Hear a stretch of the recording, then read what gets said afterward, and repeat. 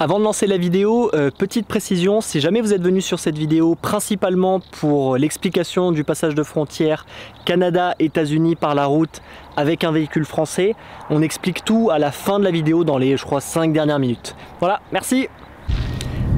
Bonjour à tous et bienvenue dans cette nouvelle vidéo. Alors je sais ce que vous allez vous dire là en regardant ce qu'il y a derrière moi, que c'est bon, on a quitté le Canada et qu'on est arrivé aux États-Unis ou quelque part comme ça. Et ben non, pas du tout, on est toujours au Canada. C'est assez dingue là parce qu'on pensait vraiment pas trouver ce genre de paysage un peu aride comme ça au Canada. Mais si, on est toujours au Canada, on a quitté les Rocheuses et là on est en direction de Vancouver. Mais avant Vancouver, on va faire une route qui est assez connue pour...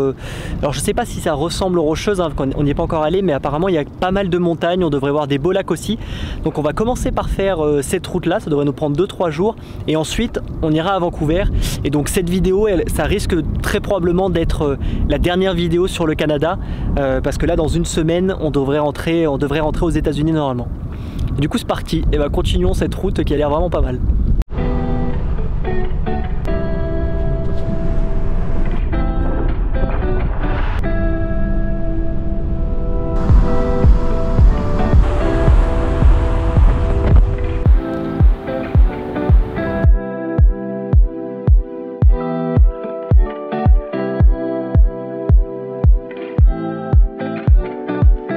Et là c'est impressionnant, il y a un feu et il y a les hélicos qui sont en train de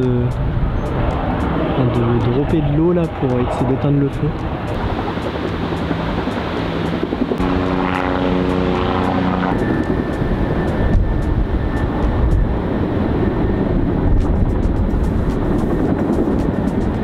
Bon, on a fait un petit arrêt sur la route pour voir cette chute qui est juste à côté là, qui est pas mal.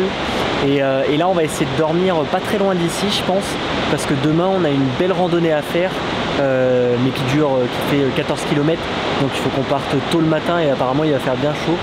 Donc on va essayer de se trouver un endroit pour dormir ce soir et demain on ira faire cette randonnée. Bon allez, c'est parti pour notre sûrement dernière randonnée du Canada. Et nous du coup on a dormi ici hier soir. Donc en haut de cette genre de petite montagne où on a, là d'ailleurs on a la vue sur le glacier et le lever de soleil sur le glacier, c'est super beau.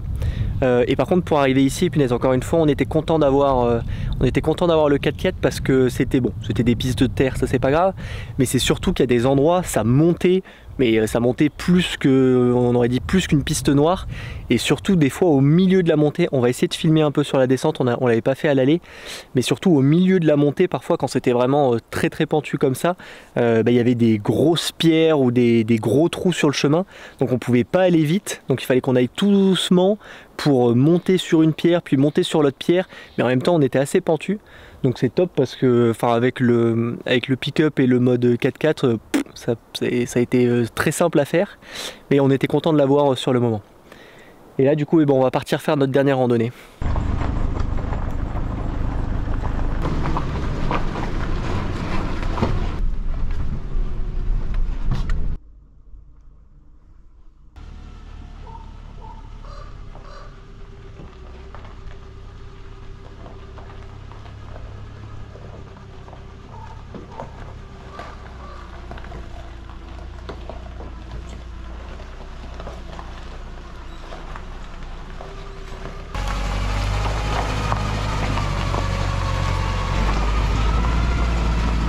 Bon, petit changement de plan, au final on va pas pouvoir faire la randonnée qu'on avait prévu de faire parce que quand on est arrivé au parking de la randonnée, on voyait tous les gens, ils avaient tous des gros sacs, ils apportaient tous la tente et au final la randonnée qu'on avait prévu de faire, pour pouvoir la faire, il fallait faire d'abord une randonnée de 18 km.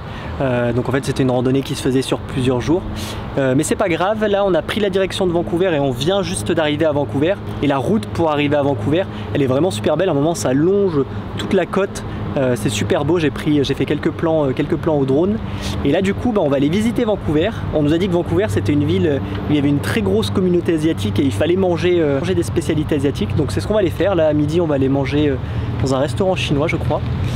Et puis après on va aller découvrir notre dernière ville du Canada avant de passer aux États-Unis. Et allez, ces Français qui respectent pas les feux rouges, punaise.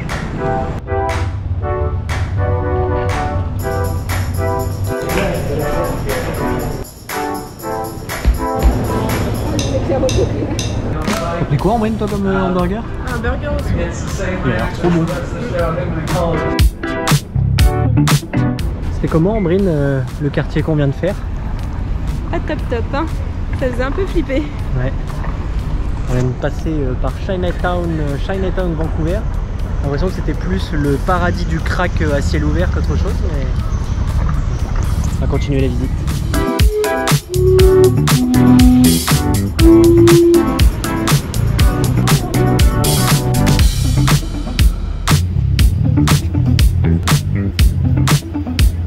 Tu vas aller faire de l'hydravion, Ambrine?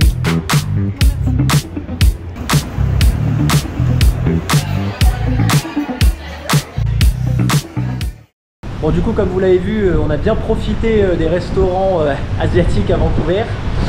Et là, qu'est-ce qu'on va faire? On va laver le véhicule parce que demain ou après-demain, on va passer la frontière avec les États-Unis.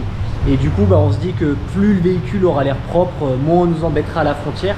Et comme c'est la toute première frontière qu'on va passer avec un véhicule, on va essayer de faire les choses bien. Donc lavons notre petit véhicule. T'as déjà payé et tout? Bah non, j'attends. Ah. Oh, mais là c'est tous ces putains de moustiques qu'on va tuer.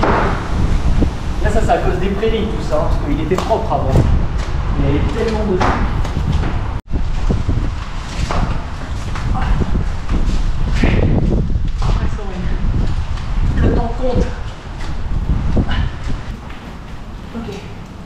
Et il y a une autre raison aussi pour laquelle on avait nettoyé le van, c'est parce qu'on a investi, on a collé des petits stickers Objectif Ushuaïa avec les logos Instagram, Facebook et YouTube. Parce que comme il y avait plein de gens qui souvent s'arrêtaient, voyaient une plaque française, se demandaient mais qu'est-ce qu'ils font là? Comme ça maintenant les gens ils pourront aller voir quand on n'est pas forcément là pour expliquer. Et là du coup on est au niveau de la frontière.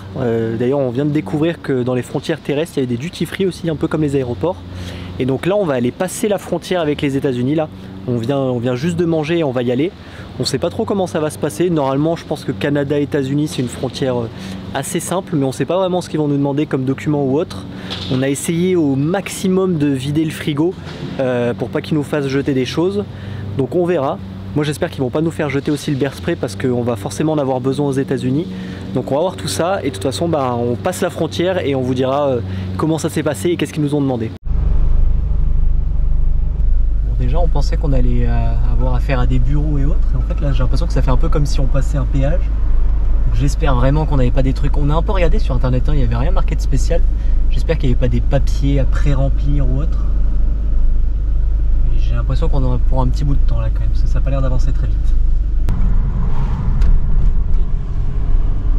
C'est bon, on est rentré aux États-Unis. Ça a pris une petite heure. On trouve un endroit pour s'arrêter, on vous explique qu'est-ce qu'ils nous ont demandé exactement comme document et tout. Du coup, passage de frontière Canada-États-Unis par la route avec un véhicule français. Comment ça s'est passé? Donc comme vous l'avez vu là dans les dernières images, on attendait un peu comme un genre de péage. Donc il faut bien comprendre que nous, avant d'aller passer la frontière, on avait essayé de regarder un peu sur internet quand même, parce qu'il y avait des choses à préparer. Les seules choses qu'on avait vues, c'est qu'il y avait un document à remplir, mais qui était à remplir avec les personnes de la douane. Et on avait lu aussi que l'ESTA, là, le document en ligne qu'il faut normalement payer avant de rentrer aux États-Unis, et ben si on passait la frontière par voie routière ou maritime d'ailleurs, on n'avait pas besoin de le faire, on n'avait pas besoin de le payer en ligne, on le ferait aussi directement sur le poste frontière. Donc nous on est vraiment arrivé avec aucun papier, juste nos passeports.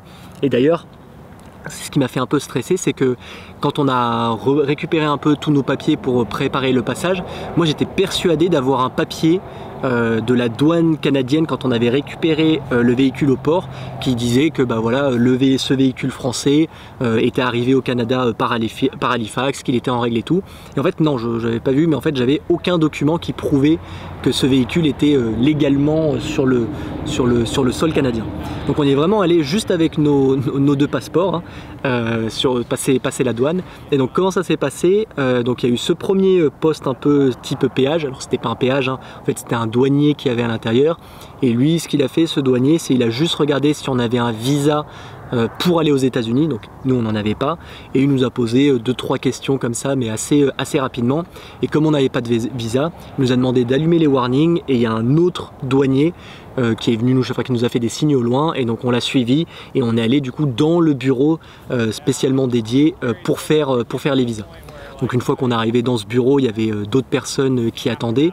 On a dû attendre à peu près, je pense, 15 minutes. Et là, on s'est retrouvé devant un autre douanier qui, du coup, lui, pour le coup, nous a posé vraiment plein de questions. Alors, pourquoi on voyageait, qu'est-ce qu'on avait fait comme études, qu'est-ce qu'on faisait comme travail avant. Évidemment, il nous a demandé est-ce que vous avez prévu de travailler ou non aux États-Unis. Donc quand on lui a dit que nous on voulait juste voyager 3 mois et ressortir au Mexique et qu'on n'allait pas travailler aux États-Unis, il nous a demandé mais comment on finançait ça. Il nous a pas demandé de lui montrer, mais il nous a demandé concrètement combien on avait d'argent sur notre compte en banque. Donc plein de petites questions comme ça, mais vraiment très gentil. Le mec était super gentil. Et après il nous a demandé les clés du véhicule. Donc en fait les clés du véhicule c'est la seule chose qu'on nous a demandé. On nous a même pas demandé la carte grise du véhicule, ça ils s'en fichaient. Donc il nous a juste demandé les clés du véhicule parce qu'ils sont allés fouiller le véhicule, et avant d'aller fouiller le véhicule, il nous a demandé du coup si on n'avait pas de nourriture, si on n'avait pas de drogue, si on n'avait pas d'armes. Non, il nous a pas demandé si on n'avait pas d'armes. C'est pour ça qu'on lui a pas dit qu'on avait le bear spray. Donc il nous a juste demandé si on n'avait pas de nourriture ou de drogue. Donc on a dit que bah non, on n'avait pas de. Le truc qui les faisait stresser en fait, c'était la viande fraîche en quelque sorte. Donc nous on n'en avait pas, on avait juste, il nous restait des yaourts, un peu de fromage, des choses comme ça. Donc ça, ils s'en fichaient. Donc on lui a donné les clés. Nous on n'a pas pu aller avec lui quand ils sont allés fouiller le véhicule, donc il nous a demandé d'attendre dans la genre de salle d'attente là où il y avait tous les gens qui attendaient. Et ils sont allés fouiller le véhicule pendant une dizaine de minutes. Donc ils ont quand même bien fouillé le véhicule, hein, parce que moi j'ai vu, ils ont bougé les sièges, ils ont ouvert les frigos, ils ont même ouvert les robinets, l'eau de la douche, parce qu'on avait laissé des trucs dans le bac à douche, et ils ont clairement ouvert l'eau pour voir, parce que c'était tout mouillé quand on est revenu. Donc ils ont quand même pas mal fouillé, mais globalement ils nous ont rien dit. Le fait qu'il restait un peu de nourriture dans le frigo, comme c'était pas de la viande fraîche, ça les dérangeait pas. Je pense que le bear spray qui était dans la portière, en réalité ils l'ont vu, parce que j'ai vu que ça avait été un peu bougé aussi. Ça n'avait pas l'air de les déranger non plus. Donc ensuite il est revenu, il nous a fait remplir le papier dont on avait entendu parler en ligne là, donc on l'a rempli, c'était un papier bidon hein, juste avec nos informations personnelles. Et ensuite il nous a fait payer donc l'ESTA routier, donc pas l'ESTA en ligne, qui était moins cher d'ailleurs, hein, parce qu'on a payé 6 $ par personne. Et après ça c'était bon, on a payé l'ESTA et on a pu repartir. Alors petite déception quand même, alors on l'avait remarqué au Canada, mais du coup il n'y a plus de tampons dans les passeports, hein. Il nous a même donné un petit papier pour qu'on fasse notre tampon nous-mêmes, où en gros maintenant ils font tout d'une façon numérique. Donc c'est pour ça en fait qu'il nous a pas non plus donné de papier pour le véhicule. En fait on n'a rien pour le véhicule, tout se fait numériquement et c'est eux qui ont tous les documents de leur côté. Et pour le tampon, donc il nous a vraiment donné juste un QR code et il nous a dit bon bah si vous voulez quand même mettre le tampon sur votre passeport, et bah, vous allez sur ce QR code, vous l'imprimez et vous le collez sur votre passeport. Mais maintenant tout se fait d'un point de vue numérique. Donc une fois qu'il nous a donné ça, et bah, c'était bon, on pouvait partir. Aucune question sur le Covid, il nous a pas demandé si on était vacciné ou autre, donc vraiment rien du tout. Et les seuls documents qu'il nous a demandé du coup concrètement, c'était notre passeport. Donc voilà, plutôt assez simple. Il nous a quand même bien dit à la fin combien de temps vous avez prévu de rester et du coup vous allez partir quand. Il a bien insisté sur vous avez un visa de 3 mois. Et à la fin il nous l'a bien dit, il nous a clairement dit si vous dépassez les 3 mois, ça va créer de graves problèmes et ça va donc ne dépassez vraiment pas les 3 mois. Donc on va pas dépasser les 3 mois. Mais sinon ouais, ça s'est plutôt bien passé, ça a été assez rapide. Le seul truc mais c'est bien, hein, tout est numérique maintenant, c'est qu'on a vraiment aucun papier. C'est-à-dire qu'en vrai, s'il y a quelqu'un qui nous demande est-ce que vous êtes légalement aux États-Unis, bah, nous on n'a rien à lui montrer. On n'a rien sur notre passeport, on n'a aucun papier pour le véhicule. D'ailleurs, il nous a même pas demandé l'assurance du véhicule. En fait, il nous a vraiment le véhicule, ils nous ont juste pris les clés, ils sont allés fouiller, ils nous ont rendu les clés et on a pu partir. Ça aurait pu être un véhicule volé ou autre, ils nous ont absolument rien demandé sur le véhicule, ni les assurances, ni rien du tout. Donc voilà, et ben maintenant c'est bon, le Canada c'est terminé. Là donc on a commencé les États-Unis, ça fait déjà. On est le 10 septembre en réalité, hein, donc ça fait déjà 10 jours qu'on est aux États-Unis. Et là, la prochaine vidéo, donc c'est ce que j'avais dit dans une autre vidéo, on aimerait bien faire un peu un bilan Canada. Donc si jamais vous avez des questions sur nos 3 mois au Canada, qu'on n'aurait pas forcément déjà répondu dans les vidéos, bah, n'hésitez pas à nous poser des questions. Et la prochaine vidéo, on fera un peu ce bilan Canada avec le budget, combien on a dépensé et tout et tout. Mais donc du coup, vous verrez ça dans la prochaine vidéo. Voilà, et ben merci d'avoir regardé. Allez, au revoir.